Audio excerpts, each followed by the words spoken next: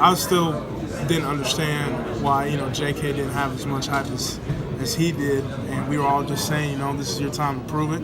It was the better. I mean, it was a test for everybody because they were saying that was the number one defense and all this stuff going into the game. And they had the number one O-line, so it was a test for everybody. We all took that to heart, that they were all put above us, especially on the offensive line. I know J.K. definitely was, so he definitely wanted to get some revenge for all the stuff that was going on, so he came out and played hard. So how's that feel right now when this offensive line and J.K. just did that? It feels really good. It feels really refreshing, but then it also just says that we could do that from the start of games instead of kind of dragging it on, because there were still some mistakes that we made in that early half that we shouldn't have. But, that's why at halftime we came back in, we did the corrections, and we were able to get it wrong. It seemed like offensive lines and running backs have relationships like that, but I just looked to me today, sometimes when J.K. scored, like, you guys were so happy. As linemen heading in, like, just what were you feeling, the five of you plus your running back in a game like this? I mean, it's just so much adrenaline pumping, especially too once J.K. was breaking off those big runs, and it really lets you know that you're doing your job well. So just seeing him going down there, especially when he would score, I don't even know how to describe the feeling. We would just go crazy, and it's really fun when that type of stuff happens, and it was really good seeing him doing that type of stuff. So, yeah. Justin said that they. Hello,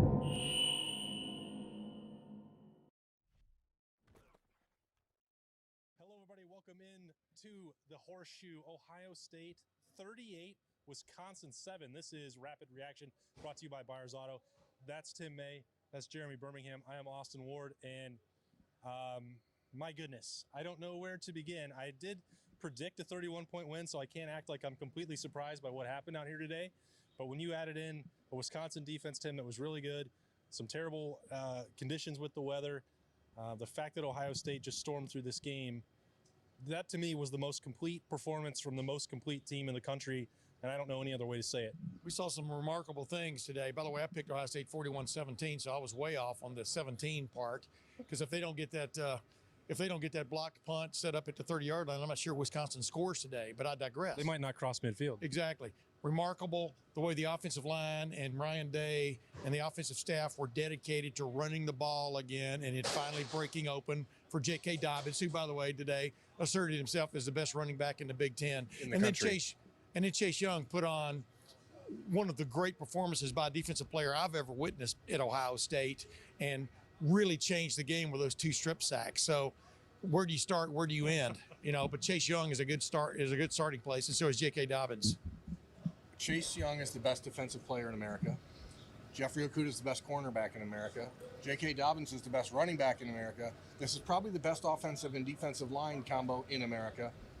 Justin Fields is the best dual-threat quarterback in America. This is an incredibly good football team, and it's funny because you watch that first quarter, right, and it's 0-0 at the end of the first quarter. The Buckeyes didn't even throw a pass until the final drive of the first quarter. They just didn't seem like they were – I don't want to say that they came out slow. They came out intentionally tepid, very, very under control, conservative to say to themselves, we cannot turn the ball over inside of our own 25 or 30-yard line. Wisconsin did a great job of field position in the first quarter. And then when it came down to it again in the second quarter, Ohio State's done what it's done all year long, dominated the second quarter. And I'm telling you, it's crazy to watch because... Hey, by the way, Jerry Emig, the sports information director for Ohio State, just walked behind our cameraman, Spencer Holbrook, and was grinning. And I was telling him a while ago, I mean, you've got a conundrum now, man. You've got Chase Young, who just put on a show for a national audience. J.K. Dobbins just put on a show for a national audience behind a great offensive line play. And then Justin Fields, without him, Justin Fields is the guy who helped crack open the nut today. I mean, without a doubt, with his runs. He took some hits.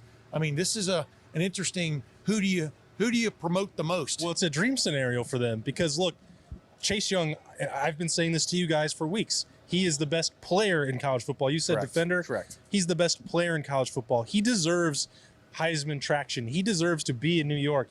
I don't know if he's going to get there because he plays defense, and there's this, stigma against voting for those guys. And you mentioned too, J.K. Dobbins and Justin Fields that are going to have Heisman caliber numbers. And I mean, that's an SID's dream. That's Ryan Day's dream that he can pitch all of these guys to go there. There's a legitimate possibility that two of them will be in New York City because what Chase Young did today with 5 tackles for loss, 4 sacks, 2 forced fumbles, a handful of hits where he, just missed adding to those sacks, the way that he terrified Wisconsin when they're trying to, Ohio State toyed with a different look for him, and he stood up at middle linebacker, was willing to do other things to help the team. Then they try and throw a screen right at him. Yep. You let Chase Young run straight at your quarterback? Are you insane? Jeff Hafley, the defensive co-coordinator, came in the interview room and had some interesting things to say, because obviously Ohio State went out there in a 4-4-3 look to begin the game. Well, they haven't done that all year. And then all of a sudden, like you said, Wisconsin got into a third and sort of long. The next thing you know, Chase Young standing in the middle of the field like a middle linebacker obviously Wisconsin called timeout at that point. And it was just the planning for this game was off the chart, I think, defensively. And then offensively, like I've talked about before, the word I keep using is audacity. They had the audacity to call basically the same play they ran against Northwestern to Chris Olave that kind of cracked that game open to get that touchdown just before halftime, where he turns it up, looks like he's running a slant and turns it straight up the field, runs right by the zone coverage, touchdown, and suddenly it's a 10-0 game and Ohio State is in control. That's audacity. Yeah, to me, the weird thing is that the way the second half starts, the stadium was like half empty at the start of the third quarter. Most people were still in the hallways. They hadn't made their way back to the seat. And all of a sudden, it felt really dead in the stadium. And then the blocked punt, and then the score. And then it's like, oh, gosh, what is this going to happen? The script had flipped. And then all of a sudden, it was like Justin Fields did what he's done all year long, which was not freak out at all, and then march right down the field and score a touchdown, 3rd and 8, complete a first down, 3rd and 6, run for a first down. They're so... And again, that's what it is. You've said it over and over. They have an answer for everything so far this season, and their ability to get multiple on offense, defense. I don't want to be hyperbolic, but I'm completely blown away by this team. It's hard not to be here on Rapid Reaction, brought to you by Buyers Auto, because this is season 8 for me. Tim doesn't have to say what number it is for you. It's a bunch. Berm has been following this team for his whole life, so. My sample size is a little bit smaller, but I saw the 14 team. I saw the 15 team. This is the most talented, most complete Ohio State team that I've had the privilege of covering. And I'm looking at the rest of this schedule. I know that you got an off date. Those next 2 weeks, Maryland and Rutgers, you should just put everyone in bubble wrap probably to get through those. Yeah. And I know what's waiting at the end with Penn State and Michigan, but I don't see how any team in this league can stay within double digits, play a single-digit game against Ohio State the way they're playing right now. Wisconsin may have represented the best chance in the driving rain and with that top-ranked defense, and they had no shot in the second half. I told you a couple of weeks ago, the thing when they beat Michigan State, the way they beat Michigan State, where they took a leap for me from an evaluation standpoint, was how the toughness they showed. This is going to be a trench warfare kind of fight, and they just kept going at it. I mean, that, along with all the other stuff we're talking about, just the toughness of the offensive and defensive lines. Today, Devon Hamilton and Ja'Shawn Cornell, once again, had a hell of a day. Tommy Togiai was in there making some things happen. Harrison, Justin Hilliard. But I'm talking about that middle of that defensive line. Exactly. Of course, like you said, sometimes those guys were in the middle of it. Right. And then watching Damon Arnett and Jeffrey Okudah combine on a tackle, I think in the C gap on one play in the first half, I think it was on Jonathan Taylor. I mean, the things they're doing, that's why when people keep asking me, how good is this team compared to once, I think it's the most complete team I've covered at Ohio State from an offensive, defensive standpoint, from the stars that are involved. And then on top of that, from a scheme standpoint, right on down the line, they're getting it done. I was thinking during the fourth quarter as the game was getting out of hand, and what is it going to take to beat this team? And because they are, I think, the team most suited in the entire country to play a team like Michigan State and Wisconsin, but then still be able to go and compete against a team like Alabama or Penn State, who's going to try to get you with the speed and that kind of. I just don't know that there's anybody else in the country that is as capable of adjusting on the fly like they are because of the way the personnel is set up. And the offense can play that speed game if they want to. They can slow it down and grind it out.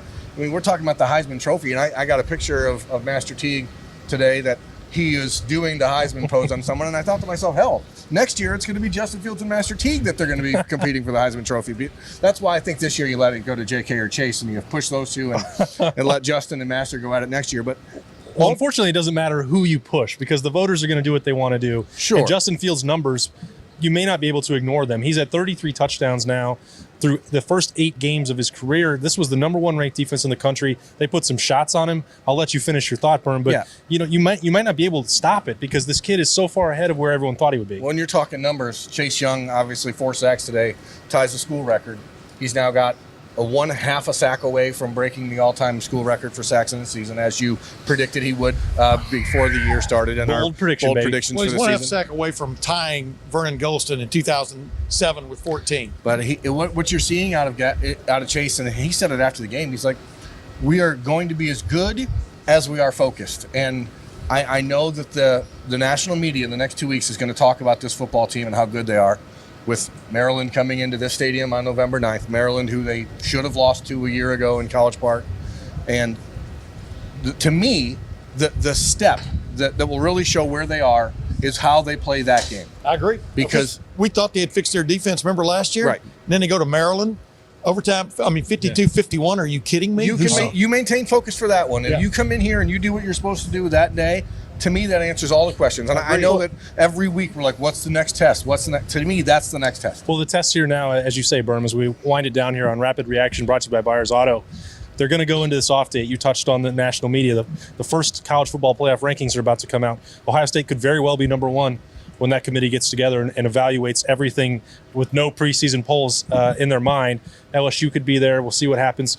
Alabama's always going to get that thought. I don't think Clemson will. We saw what happened to Oklahoma. You can rule that out. Ohio State is going to be a very serious consideration to be number 1. You talked about. I can't see them being below 2. Yeah, that's either way. The minimum.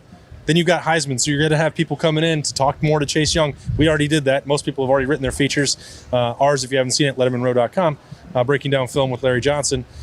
J.K. Dobbins, there's going to be more on him. There was another feature on the Big Ten Journey this week on him. Justin Fields, people still don't know all that much about him on the national landscape, even as long as he's been around. So, how about my bold prediction this week where I predicted that the Ohio State offensive line and J.K. Dobbins would assert themselves as the number 1 rushing attack in the Big Ten? Well, you wanted to get that in here, didn't you? Oh, I did, but I'm telling you, this was huge. That's a good defense they went against today. I think it was actually better than I thought it was going to be. They lined up and played physical. That was a sound defense. Ohio State had to, I keep using that term, had to root them out of there, but they finally did and kind of wore them down. And that was huge. Because when you couple that with Justin Fields, who got sacked, 4 times today, got beat up a little bit, but still scored. But with what he can do in the backfield by himself, and then Chris Olave. Chris Olave. I didn't think we were going to say his name today. Exactly. I mentioned him earlier on that touchdown, but the completeness of what this offense can be is obvious to everybody. But then, no bigger. I keep saying this, and I'm gonna keep saying it. No bigger turnaround by any group in the country from a group standpoint than the Ohio State defense from where it was a year ago. Yeah, I don't know what it's going to take or what they have to pay Jeff Hafley and Al Washington and those guys to make sure Greg Madison. Don't forget Greg Madison. Make sure they're here long term. You got to lock them up because there's something really special happening on that side of the ball here in Columbus. And ultimately, you're looking at a team that knows what they can do. It's all before them. And now they get a week to take a breather, get guys back. Again, we talked about it right before we went on the air here. Jonathan Cooper not playing, Tyler Friday not playing, Austin Mack not playing. They still haven't been healthy. This team is still not 100%. Thayer Munford was absolutely not at 100%. Right, Thayer Munford could not move. And they're still going out and dominating a very good Wisconsin team. Don't let that Illinois loss color your perception of Wisconsin. That's a good football team. Yeah. Big time. They can still win the West. They've got a long road ahead of them, Wisconsin. I want to ask you, what's your favorite play today? Let me give you mine first. Go. When we're sitting there, Chase Young, everybody knows what's coming on, and he bull rushes 71 right into Jack Cohn and gets the sack. That was a dominance moment that just sticks out to me. I can't even pick which one of the JK runs were the most impressive because I knew what they meant to him. I guess maybe the touchdown that put it away, coming off the long run. The one where the stiff arm in the hole, you talked about the picture of Teague that you took. He put a guy into the earth. And then I think he dropped him a couple 2 or 3 feet below. I don't know what that run ended up being. Into the rubber grommets there in the artificial turf. He destroyed him. Then he got near the sideline, and he decided he was going to run over another guy. And this, as we've said over and over, was the number 1 rush defense in the country. J.K. Dobbins picked them apart. To me, the moment of dominance was the J.K. Dobbins touchdown that made it 24-7. It was a 2nd and goal from the 7 or 8 or however long it was, and he got bottled up, made one cut, and gone. And to me, that was the moment the Ohio State offensive line said, "This is our game now, and it's over." It's over, and it is over here. Rapid Reaction, brought to you by Byers Auto, is complete. That's a wrap. It's 38-7 Ohio State, still undefeated, heading into November to compete for some championships. We're going to have full coverage of this game and everything happening in the week ahead at Letterman